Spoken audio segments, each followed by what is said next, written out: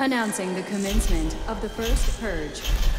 I want you to change the world, and don't think that this is going to happen peacefully or you can do it alone. We need to kill the rich. You get out there, you use your weapons, and you rip Washington apart. You hunt down the billionaires, the bank bosses, the CEOs, the scumbags and the liars, the governors, the lobbyists, the senators, because they're all the same, and you hang them. Just remember all the good the purge does. Good morning, everyone. May 16th. I'm here at the DC Clothesline. United Nations votes to take the first steps towards making international climate change enforceable by the UN. On Thursday, the United Nations voted to take the first steps to making international climate change regulations enforceable by the UN. Don't laugh. They actually want to do this. The UN General Assembly voted Thursday to take the first step towards establishing a global pact for the environment, a decision the United States opposed. The 193-member world body approved the resolution on a vote to 143 to 5 with 7 abstentions,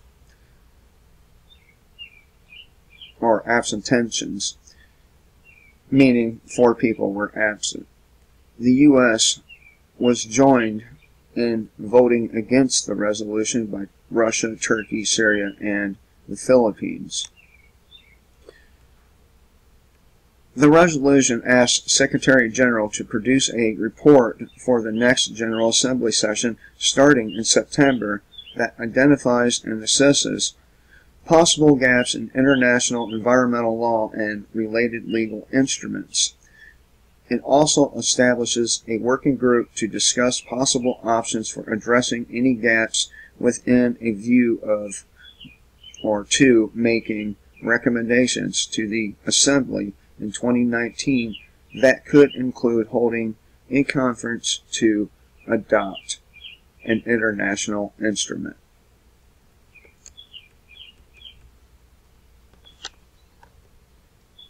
Of course, we should say no such nonsense, but you can tell by the ridiculous regulations of the Environmental Protection Agency, regulation I might add that were not authorized by Congress, that America has been following certain climate change policies.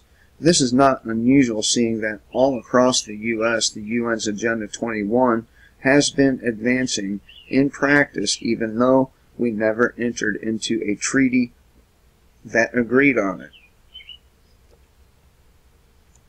French ambassador was one of those who promoted the lie of climate change, at least how the communists present it. Yes, they present climate change as being something humans have any control over. We don't. And how it is responsible for hundreds of thousands of deaths while remaining silent on the issue of child murder, i.e. abortion, that has resulted in the deaths of hundreds of millions of babies throughout the world. The unprecedented deterioration of our environment is already causing hundreds of thousands of deaths due to planetary warming, water and air pollution, and the deterioration of biodiversity in soils. He said these attacks on the environment are affecting the most vulnerable populations first. If we don't act decisively, we are exposing ourselves to dire consequences. The exhaustion of natural resources, migrations, and an upsurge in conflicts. He also added, given the urgency of this issue, the international community must assume new responsibilities and take another step forward. The adoption of the 2030 Agenda and the early entry into force of the Paris Agreement showed that it is possible to act concretely and ambitiously on environmental issues by developing a new mechanism designed to strengthen our environmental commitment. We show that we are up to current and future challenges. I have to wonder, are the corporations going to be stopped from polluting the water and air? I have my doubts. I think these environmental police will drive around and harass everyone over every little fucking transgression against the environment.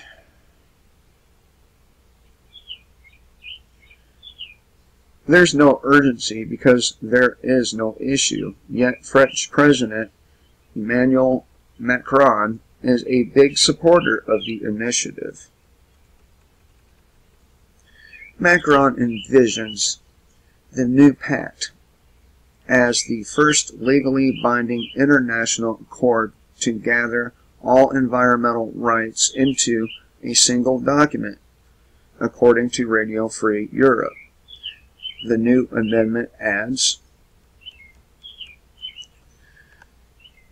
the catalyst for this attempt to create a new climate agreement with UN enforcement power is French President Emmanuel Macron. Macron has been at odds with the White House since President Trump announced his intentions to withdraw the United States from the Paris Accord last June. On April 25th, Macron addressed a joint session of Congress.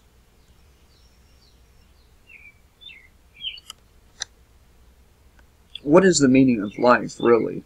If we work and live destroying the planet while sacrificing the future of our children, and yet these people have no problem fucking up the economy, and there is no future of for our children because of these people. Macron told Congress, by polluting the oceans, not mitigating CO2 emissions, and destroying our biodiversity, we are killing our planet. I agree with the pollution, but the CO2 emissions is all wrong.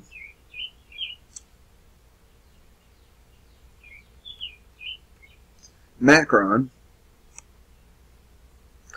who took office in May of 2017, is the youngest president in France's history.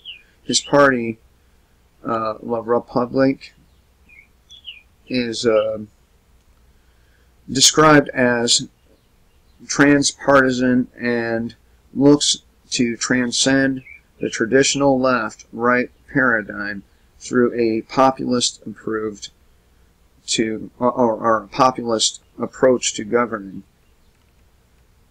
Thus far, however, Macron is governing as just another globalist. He seems to be intent on getting the United States to heel on climate change. In his speech to Congress, he issued a not-so-subtle dig at the president, or President Trump's campaign slogan. We have to work together with business leaders and local communities. Let us work together in order to make our planet great again.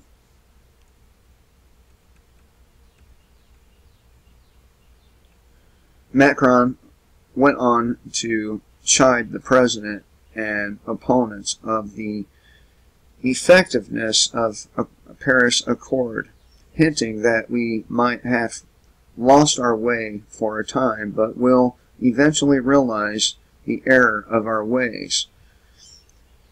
And I am sure one day the United States will come back and join the Paris Agreement.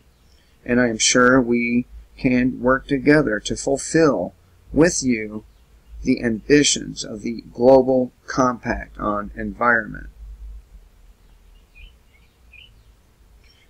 At least the U.S. has held its ground after President Donald Trump announced last June that we would withdraw from the 2015 Paris Agreement, calling it a plan to redistribute wealth out of the U.S.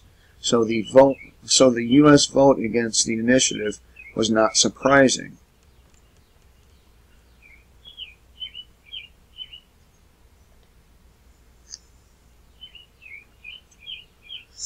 U.S. Ambassador Nikki Haley said of the new General Assembly resolution, when international bodies attempt to force America into vague environmental commitments, it's a sure sign that American citizens and businesses will get stuck paying a large bill without getting large benefits.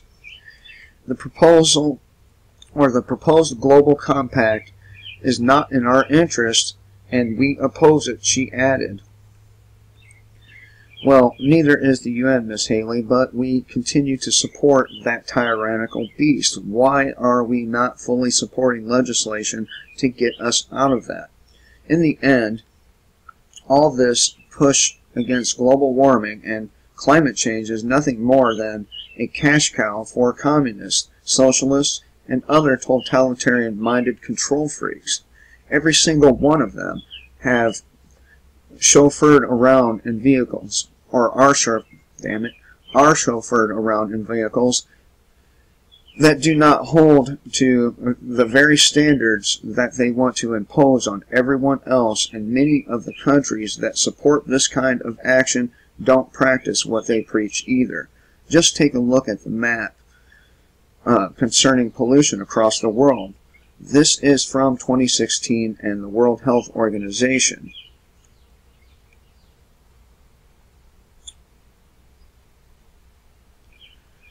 Yeah, buddy. Looks like our country isn't doing too bad there.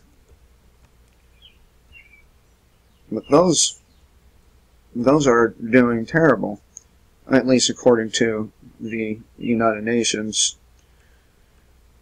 Paris Agreement. Notice that the industrialized nations that reject the UN's nonsense have the lowest pollution levels. My suggestion is that if these other countries that want to sign on to this insist on doing so, why have they not already implemented measures in their own countries to deal with it?